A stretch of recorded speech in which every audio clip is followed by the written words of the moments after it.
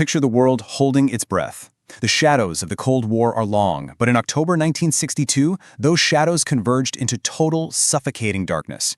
Humanity came closer to absolute, total nuclear annihilation than at any other time in our entire history. Welcome to This Explainer. Today, we aren't just looking at dates and facts. We're stepping into a dark, tense, cinematic reality. We're going to examine the terrifying timeline, the secret communications, and the razor-thin margin of error that kept the world from ending. Let's dive right in. 13. It's such a small number, right? But here, it represents 13 agonizing, terrifying days. For nearly 2 weeks, the fate of millions, maybe even billions of lives hung delicately in the balance. Every single hour of those 13 days pushed the world further toward the absolute edge of a catastrophic conflict. Just imagine waking up every morning of those 13 days, genuinely not knowing if it would be humanity's last. 90. That is the exact distance that set the doomsday clock ticking. You see, the Soviet Union had secretly transported and placed nuclear missiles on the island of Cuba. These weapons of mass destruction were positioned just 90 miles from the United States mainland. That's barely the distance of a short road trip, yet it was literally the space between life as we knew it and utter devastation. So let's get into Section 1, the U-2 discovery. The tension in the air at this moment in history was almost palpable. You had two superpowers locked in a global chess match, but one side had just secretly moved its most dangerous piece right next to the other's king. On October 14th, the blindfold was ripped off. An American U-2 spy plane flying high above the Caribbean captured undeniable photographic evidence of missile sites in Cuba. This wasn't some wild rumor, it was hard proof. And it completely shocked President John F. Kennedy and his administration, instantly triggering a frantic scramble to respond. That brings us to Section 2, the naval blockade standoff. The secret was out, the weapons were armed, and the world collectively held its breath as the superpower standoff rapidly accelerated. Kennedy had a nearly impossible choice to make, and he opted for a swift, calculated response. He ordered a naval blockade around Cuba. The stated goal? Well, it was simple on paper but incredibly dangerous in practice. Stop Soviet weapons from arriving. The blockade was a way to project unyielding strength and try to halt further escalation. But make no mistake, as these massive warships positioned themselves in the Atlantic, fear began to spread like wildfire across the globe. Day by agonizing day, the crisis escalated. Looking at the timeline, you've got the initial discovery on October 14th. Then, through days 1 to 12, the naval blockade dramatically escalated the tension, leading straight into day 13. This was a literal ticking clock. During this window, both sides weren't just talking. They were feverishly preparing for the very real possibility of a nuclear exchange. Armies were mobilized, bombers were in the air, and the threshold for error was practically zero. Which leads us straight into Section 3, at the brink of war. At this point, we had reached the terrifying apex of the crisis.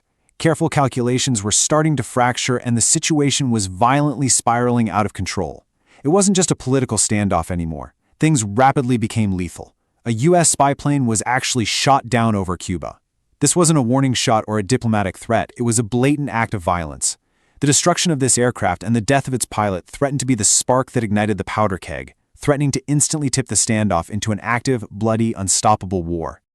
But the danger wasn't just up in the sky. Deep underwater, communication was limited, and the pressure was absolutely unimaginable.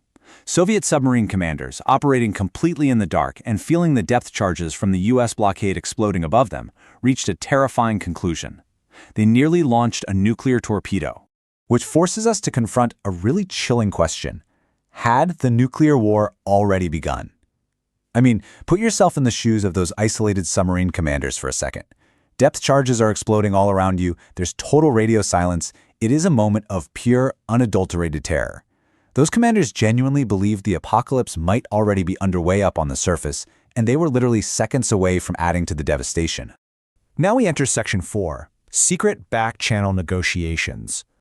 As the military apparatus on both sides readied for total destruction, a desperate, whispered scramble for peace was happening completely out of the public eye. Secret communications commenced directly between President Kennedy and Soviet leader Nikita Khrushchev. Both of these men were staring right into the abyss of a nuclear holocaust, and both realized that if they left it entirely to the military momentum, millions would die. They desperately sought a diplomatic exit, sending frantic coded messages back and forth just to find any possible way to step back from the edge. The architecture of survival required some immense mutual concessions. First, under Item 1, the Soviet Union agreed to remove its missiles from Cuba, de-escalating the immediate threat to the U.S. mainland. In return, looking at item 2, the United States promised not to invade Cuba. And quietly, secretly, they agreed to remove their own Jupiter missiles stationed in Turkey. Piece by piece, diplomacy systematically dismantled the threat of total annihilation. Finally, Section 5, the crisis resolved. The intricate gears of diplomacy finally caught. After 13 relentless days of staring straight into the jaws of catastrophe, the tension finally miraculously broke. On October 28, 1962, the immediate danger passed. The standoff was over. But it permanently changed the course of human history by exposing our terrifying fragility. The world woke up on October 29th deeply, uncomfortably aware of just how close it had come to burning.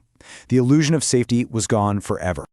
The Cuban Missile Crisis remains one of the most dramatic moments in modern history. And there's a powerful takeaway here, proving that diplomacy can sometimes prevent disaster when war seems inevitable. It's a striking reminder that words, careful listening, and secret compromises ultimately saved millions of lives, even when the weapons of war had already been drawn. So, consider the world around us today. Think about the speed of modern communication, the rapid escalation of conflicts, and the weapons still pointed at the sky. If the doomsday clock started ticking again, could modern diplomacy withstand another 13 days on the brink of oblivion? Thanks for joining me for this explainer. Keep questioning the history that shapes us,